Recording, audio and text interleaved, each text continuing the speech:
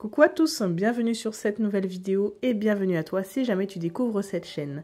Comme tu peux le lire à travers le titre, aujourd'hui nous allons parler organisation mais surtout des erreurs qui sont fréquemment réalisées.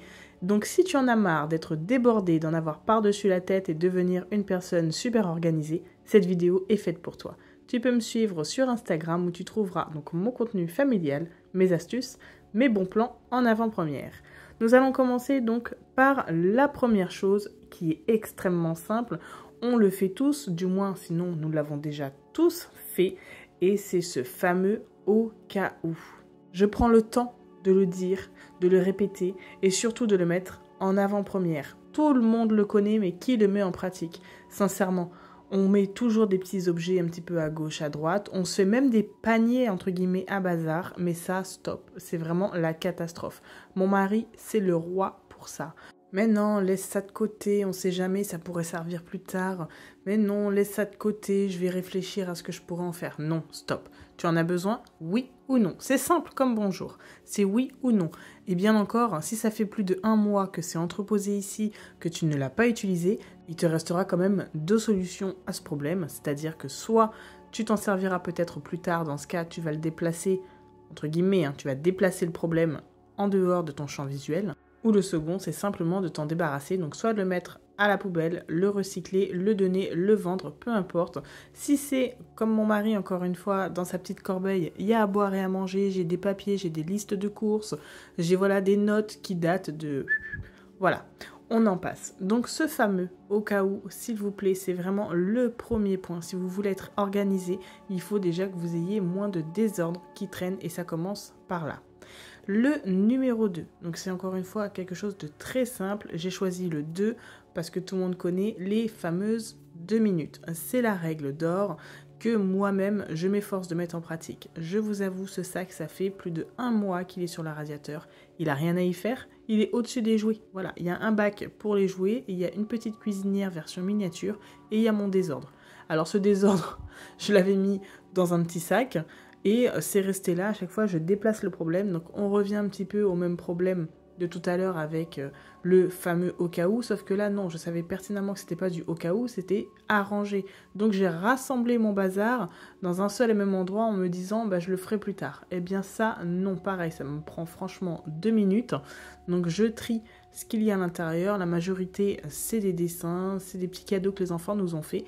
Par ailleurs, je tiens à vous préciser que ma fille est adepte des produits naturels également. Donc elle a fait un petit spray désodorisant textile avec du vinaigre et de l'hibiscus. Franchement, ça sent extrêmement bon. Par contre, si vous voulez reproduire ça, attention, l'hibiscus tâche. Maintenant, passons à la troisième chose. Et là, on va rentrer un petit peu dans le vif du sujet.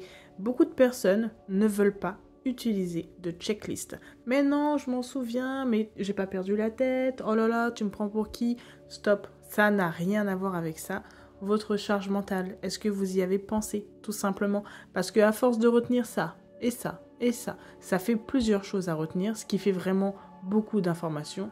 Et surtout, on finit soit par oublier, ou soit par oublier, tout simplement. Donc la troisième chose à faire, elle est extrêmement simple, ce sera de programmer votre journée avec des objectifs. Et bien sûr, mettez-vous des choses qui sont réellement possibles. Ne vous mettez pas une liste que vous mettrez une semaine à réaliser. On connaît la finalité, sinon le papier va rester sur le coin de la table toute la semaine. Stop, il faut que ce soit réalisable. La quatrième chose, eh bien ce sera tout simplement, entre guillemets, ce qui traîne.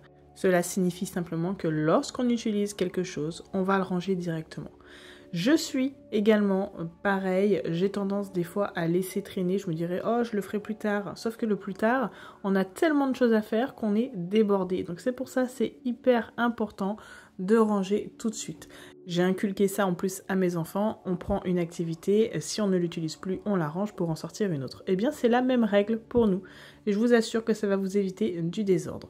La numéro 5, alors là si vous voulez être organisé et surtout avoir un temps minimal pour votre ménage, un temps optimisé, eh bien il faudra simplement pas de distraction. C'est-à-dire que pas de télé et surtout pas d'écran, parce que le problème avec cela, c'est que on a tendance à jeter un coin de l'œil sur l'écran et on va perdre du temps sur la tâche qu'on est réellement venu effectuer. Donc ça, c'est vraiment un gain de temps. Vous allez optimiser vraiment votre tâche actuelle. Enfin, ce que vous êtes en train de faire, eh bien, vous irez beaucoup plus vite. Ça équivaut également pour les téléphones portables.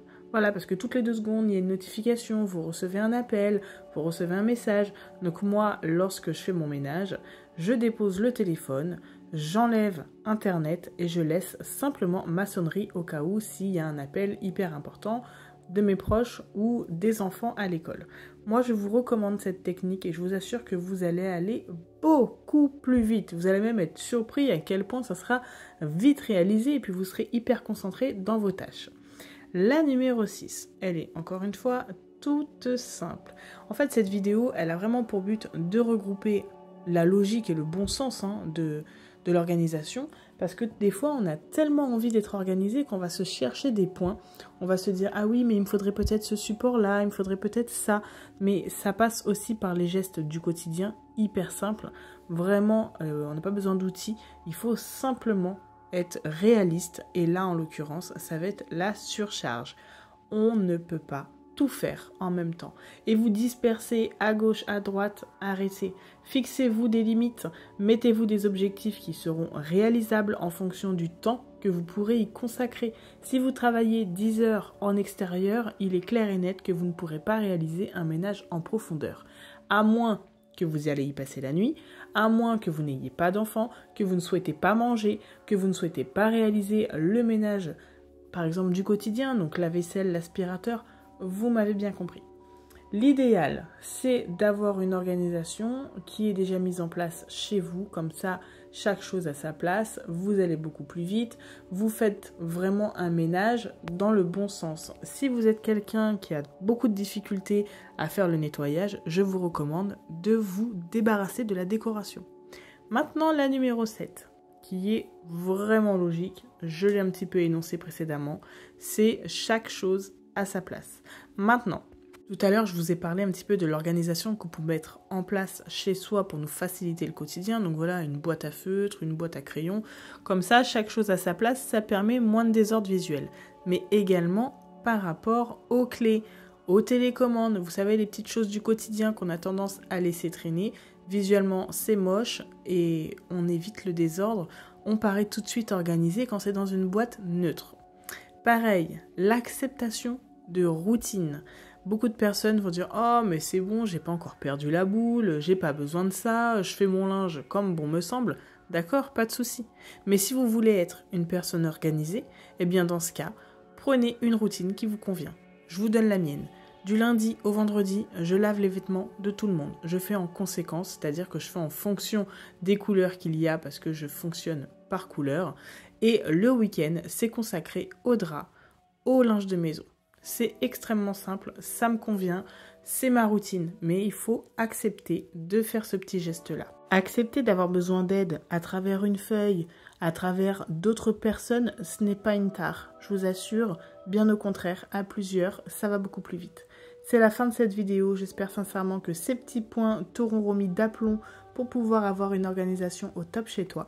Dis-moi ce que tu en as pensé, si tu as aimé, like et n'hésite pas à t'abonner pour plus de contenu. Allez, à très vite, ciao ciao.